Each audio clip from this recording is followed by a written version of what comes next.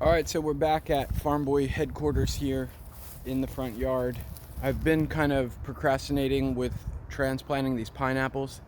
They pretty much need to go in the ground here. I've already cultivated this area, put down some organic matter, coffee grinds, tea leaves, food scraps. But anyway, these pineapples are actually kind of coming along a lot faster than I thought, and also every time that I seem to water them, the leaves are pretty much turning yellow, and it's not the water, but I think that it's the soil. We had removed these plants from another location and put them here in the front yard of the house, knowing that I was gonna put them in the ground. So we're gonna get started on that, do a couple of them, and then try and get down as many as I can in a single day. But hopefully shouldn't take too long, and should definitely be able to fill out this row probably with a good 15 or 20 plants.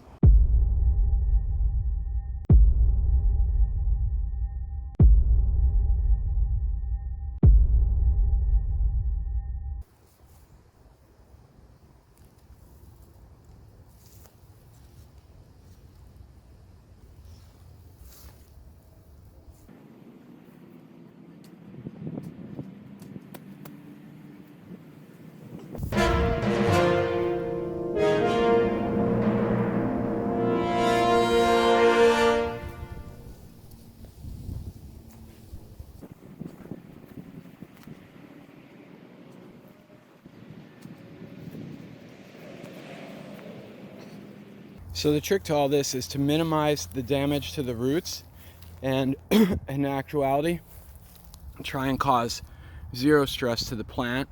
If it's done correctly, there should be no disturbance to the root zone whatsoever. The only thing you want to do is make sure that the plant is pretty much in the ground as straight and even as possible.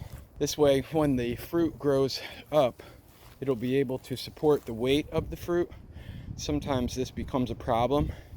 Spacing is also critical in this process, where the closer that you can space the plants to each other, the better that they'll help to support each other in holding up the fruit as well. So there's the first one.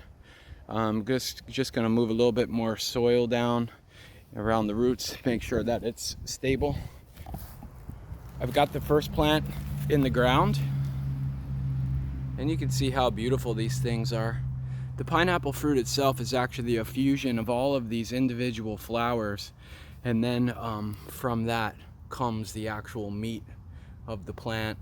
You could actually see the top part of the pineapple starting to take form, and eventually that will grow out of there. This whole process takes months, literally.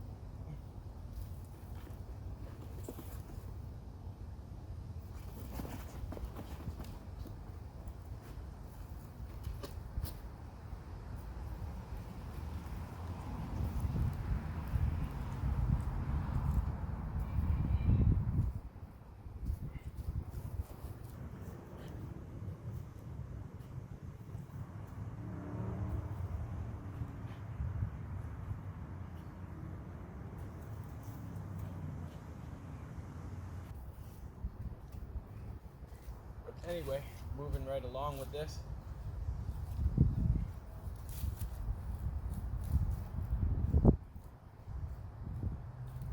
Okay, so we've got two plants in the ground. I've got about 2 feet spacing in between them. I'm not really sure if that is how much it should be. You could probably get away with doing it as little as a foot. The problem is that you'll have some a really hard time actually fixing or correcting any of the leaves and the space between. What will eventually probably end up needing to happen is that these pineapples, as they develop on the top of the plants, will need to have some stakes to support the weight. Alright, so there certainly is a trick to this. The pineapples have small little spikes on the leaves, which will really hurt you if you're not careful, especially if you grab the plant the wrong way. These things are like little splinters, and they literally will stay in your skin for days. So whenever you lift the pineapple plant, you always want to lift from the base and go up. This way, the spikes, you never want to try and grab in through this. And so to remove this plant from the container, basically all I have to do is just pick the plant up by the base, kind of shake it around, and then the bottom of the container should just fall right off, and the transplant should be pretty easy. I'll go ahead and maybe remove a couple of the unhealthy blades if there are any, and then drop it in the ground.